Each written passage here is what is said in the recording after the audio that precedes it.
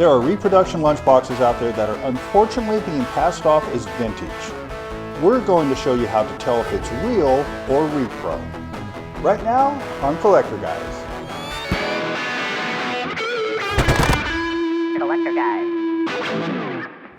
We recently had a viewer email us a question regarding a vintage 1984 Gremlins lunchbox they'd bought. Seems it was in such great shape, they thought that maybe it was a reproduction. So how can you tell if you have a true vintage lunchbox? Well, first let's talk about the term vintage, or the misuse of the term vintage. This is important because there are sellers out there that will call everything vintage. Let's start out with some important collectible terms. If something is over 300 years old, it is an artifact. Unless it's organic, then it's a fossil. Over 100 years, that is an antique. Here is where it gets tricky. There are two definitions of vintage when it comes to collectibles. One being at least 40 years old. So by that definition, if you are watching this video in 2023, for something to be considered vintage, it would have to be from 1983 or older. But there is another definition, which is something is considered vintage if it is from a period of origin or manufacturing. Metal lunchboxes fall into that second category. The ones we love to collect started in the 1950s and ended in the mid-80s. That is their period of origin and manufacturing, and those could be called vintage. So how can you tell a real from a repro? What I have here are two Land of the Giant boxes. One is a $10 reproduction, the other one is the original 1968 version, so with the bottle is probably worth about $400 or $500. When you take a look at these two boxes, the graphics are exactly the same on both boxes. Over the years, there have been a few retro metal boxes produced using the original graphics, which is fine. They were made to evoke nostalgia, not to trick buyers into thinking it's a real deal. It's when shifty sellers try to pass these off as original is where we have problems. So how can you tell a repro from the original? Well, first let's look at the overall appearance. What we have here is the 1968 version and the reproduction. As you can see, the graphics are very, very similar, if not exactly the same. But the red flag, the first red flag you're going to see is this, how shiny this box is and how great a shape it is.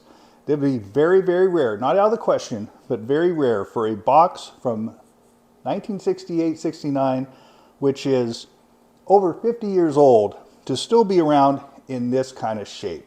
So that is your first red flag. Your second is the size.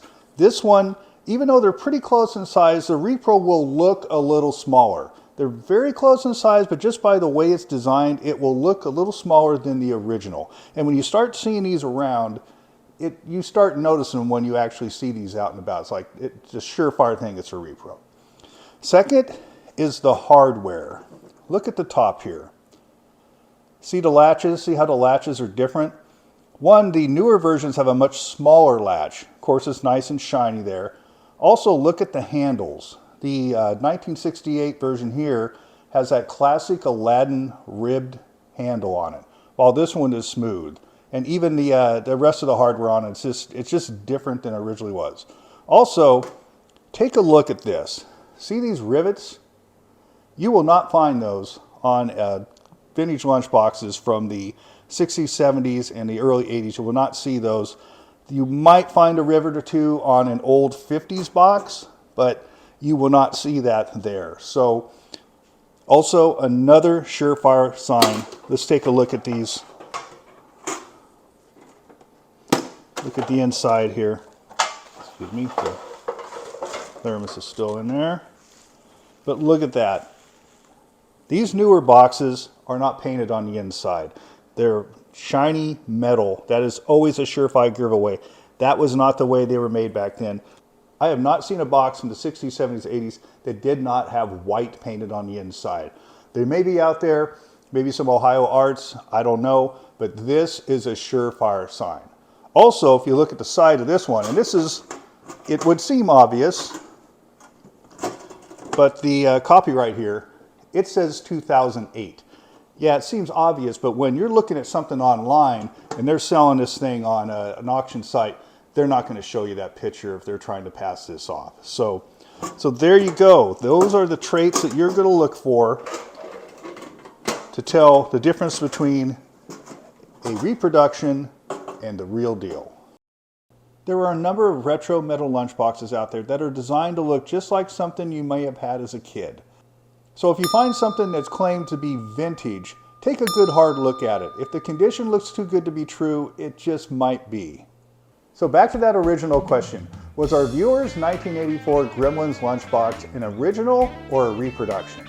From the photos he sent, it looks like he's got the real deal. If you have any questions for the Collector Guys, you can email us at thosecollectorguys@gmail.com or message us through our Facebook page.